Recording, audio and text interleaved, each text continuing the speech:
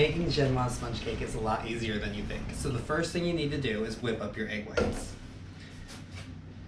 So while those are beating, you're going to want to go ahead and add a little sugar to them. And just let them finish whipping up. So take your flour and your salt, your baking powder, just sift it together. Alright, so then go ahead and add some sugar, some melted butter and water, and egg yolks. Then just add some vanilla. If they're ready, not all there yet. See, they're still running.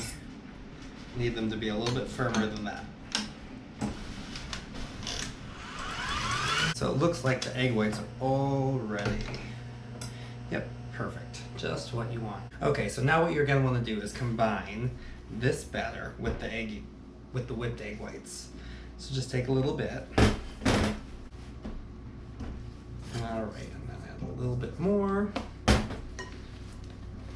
Make sure you get the very bottom of the bowl.